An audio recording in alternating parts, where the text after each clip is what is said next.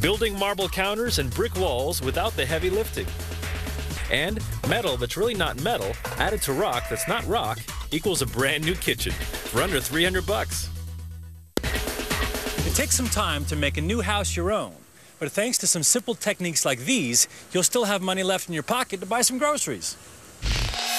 Bonjour, I'm Jennifer Benjamin from Orlando, Florida. Even though I've never been to Paris, I created it in my kitchen. Come look what I did. Bonjour, that's all I know. My husband and I bought this house about 6 weeks ago. When we first walked into the kitchen, everything was beige. The countertops were white Formica, the walls were beige, and it wasn't us. As you walk into the kitchen, I painted a mural of a Parisian waiter. He's a good introduction into the kitchen, bold colors, bright, very friendly, and he's holding a chalkboard. I painted it with real chalkboard paint so we can write messages on it. For the cabinetry, I painted it black. I was inspired by these Parisian chefs.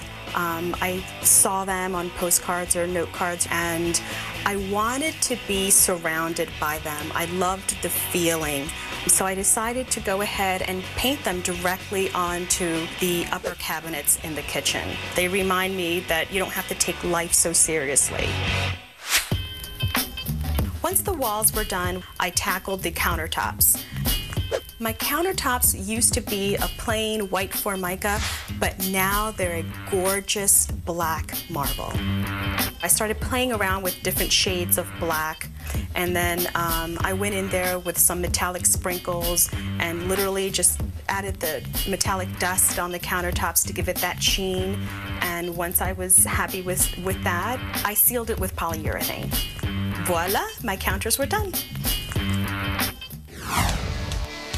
The backsplash used to be just plain white tile, but I love metallics and I love dichroic glass. I wanted to bring that same feeling into those tiles. I used regular 2-ounce craft paints for the tiles, and once I chose the color palette, I mixed them with a glaze to break the paints down a little bit. And I took a large cellulose kitchen sponge, and I cut the sponge the same size as the tile and just dipped it into the mixture of the different paints and the glaze and applied it directly onto the tile to get that marbleized look that I wanted. After the paints were dry, I went ahead and applied a foil adhesive to all of the tiles. As you walk by, it changes color, and it reminds me of dichroic glass. It's beautiful. In the breakfast nook, I created a crumbling wall to give it a sense of depth and a sense of age. The plaster, it looks like, has fallen off over time, and it exposed this brick wall that was there hundreds of years ago. It's not real brick, but it sure looks and feels like it. Before I started the wall, I actually measured a real brick, and I took those dimensions and created a grid on the wall with tape. Once the tape was on, I tinted some plaster of Paris and I plastered right over the tape. And when I pulled the tape off, voila, bricks.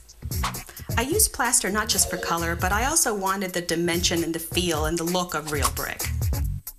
Once the brick was dry, I went ahead and applied the poster to the wall. I wanted the poster to look like it had been there forever, so I took the poster and I actually wet it. I even added some coffee to the water to age the poster a little bit. I applied it to the wall with some just regular wallpaper paste, and I went over the poster with a brayer and made sure that it would fall into the grout lines of the faux brick that was there to really give it an authentic look. I transformed my kitchen into a Paris bistro in about 4 days.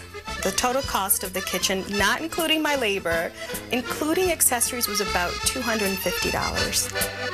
I really am proud of how it turned out, and it's really cool.